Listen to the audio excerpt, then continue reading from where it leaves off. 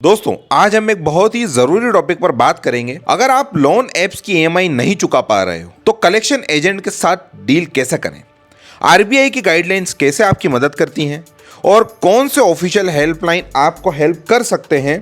ये वीडियो आपको क्लियर एक रोड मैप देगा ताकि आप टेंशन फ्री हो जाओ और कॉन्फिडेंटली अपनी लाइफ जी सको और अपनी प्रॉब्लम को हैंडल कर सको। सबसे पहली प्रॉब्लम आती है कलेक्शन एजेंट से डील कैसे करें। जब कलेक्शन एजेंट का कॉल आए सबसे जरूरी चीज है शांति बनाए रखें और शांत रहें। फोन पे बकने से या ऐसा करने से आप ही का केस खराब होगा। वो लोग आपसे पैसा लेने के लिए प्रेशर डालेंगे, लेकिन इमोशनल होकर या गुस्से में रिएक्ट करना आपको और मुश्किल में डाल सकता है। शांत दिमाग के साथ और अपनी फाइनेंशियल सिचुएशन को एक्सप्लेन करें। दोस्तों इसमें अपने राइट्स को समझना जरूरी है। आपको ये पता होना चाहिए कि कोई भी कलेक्शन एजेंट्स आपसे इलीगल या अनइथिकल तरीके से पैसे नहीं मांग सकता। उनका आपको धमकाना, गलत शब्दों का इस्तेमाल करना या आपके फैमिली और फ्रेंड्स को कांटेक्ट करना भी बिल्कुल गलत है। अगर आपको लगता है कि एजेंट आपके साथ गलत तरीके से बिहेव कर रहा है तो कॉल को रिकॉर्ड आप रखिए और किसी से भी लोन रिगार्डिंग किसी भी कलेक्शन एजेंट से बात करें तो हमेशा कॉल रिकॉर्डिंग ऑन कर ही बात करें। यह आपके लिए प्रूफ बनेगा अगर आपको कभी भी कंप्लेंट फाइल करनी पड़ी तो। कलेक्शन एजेंट से सारी बातें फोन पर मत करिए, लिखी हुई बातों का प्रूफ होना जरूरी है। अगर कोई नेगोशिएशन या रिक्वेस्ट करनी है तो ईमेल या ऑफिशियल चैनल के थ्रू ही नेगोशिएशन करिए। आपका पर्सनल स्पेस भी बहुत जरूरी है। कलेक्शन एजेंट अगर आपको बार बार कॉल कर रहे हैं, रात के ऑड आवर्स में आपको डिस्टर्ब कर रहे हैं या आपके घर या ऑफिस आने की धमकी दे रहे हैं, उन्हें पोलाइटली अपनी बाउंड्रीज के बारे में आप बताइए कि आप ऐसा नहीं कर सकते। आपको घर और ऑफिस आने से पहले प्रायर इन्फॉर्मेशन देनी होगी। अब आता है कि आरबीआई इस मामले में क्या कहता है। आरबीआई की स्ट्रिक्ट गाइडलाइन है जो इंश्योर करते हैं कि कलेक्शन प्रोसेस फेयर और इथिकल हो। ये रूल्स आपके लिए एक सेफ्टी नेट का काम करते हैं। आरबीआई के मुताबिक कोई भी कलेक्शन एजेंट आपके साथ एग्रेसिव या अब्यूसिव लैंग्वेज का यूज नहीं कर सकता, गलत तरीके से धमकी नहीं दे सकता। आपके घर या ऑफिस में वो बिना प्रायर अपॉइंटमेंट लिए आए या आपको डिस्टर्ब करे तो वो ये नहीं कर सकता। एजेंट्स आपसे सिर्फ सुबह 7 बजे से शाम को 7 बजे तक ही कांटेक्ट कर सकते हैं। इसके बाद कॉल करना या आपको फिजिकली डिस्टर्ब करना आरबीआई के रूल्स के खिलाफ है। कोई भी एजेंट आपके फैमिली, फ्रेंड्स या कलीग को कॉल करके आपका फाइनेंशियल मैटर डिस्कस नहीं कर सकता। अगर आपको लगता है कि आपकी प्राइवेसी ब्रीच हो रही है तो आप इसकी कंप्लेन कर सकते हैं। आरबीआई के नए रूल्स के मुताबिक अगर आप लोन रीपे करने में स्ट्रगल कर रहे हैं तो आप अपने लोन प्रोवाइडर से रिकंस्ट्रक्टिंग या मॉनिटोरियम का ऑप्शन मांग सकते हैं।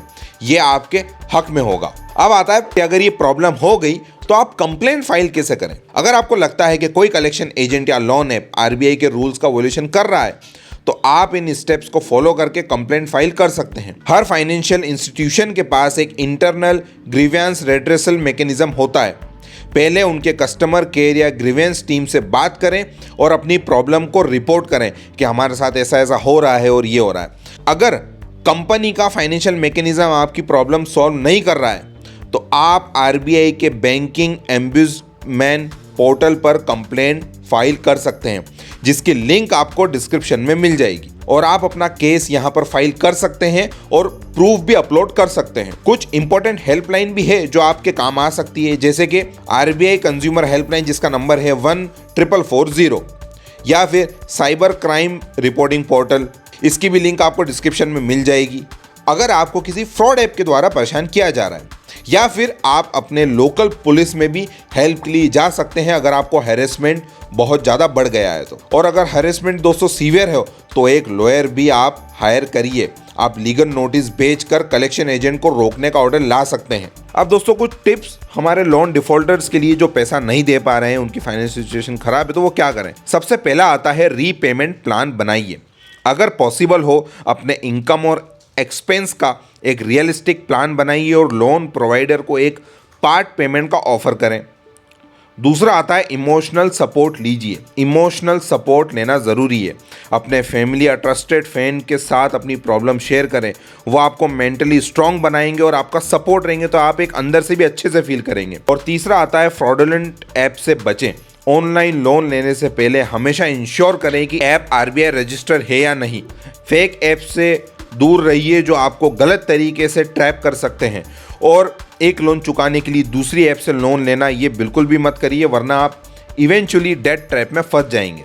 तो दोस्तों याद रखिए, फाइनेंशियल प्रॉब्लम्स टेम्पररी होती हैं, लेकिन आपका मेंटल पीस और सेल्फ रेस्पेक्ट परमानेंट है। इन टिप्स और आरबीआई के रूल्स के जरिए आप अपनी सिचुएशन को हैंडल कर सकते हैं। अगर आपको ये वीडियो हेल्पफुल लगा हो तो इसे लाइक करें, शेयर करें और चैनल को सब्सक्राइब जरूर करें। और आपको भी अगर कोई कलेक्शन एजेंट परेशान कर रहा है, आपने कहाँ से लोन लिया, आप हमको कमेंट में बताएं, हम उसको यहाँ पर एक्सपोज करेंगे।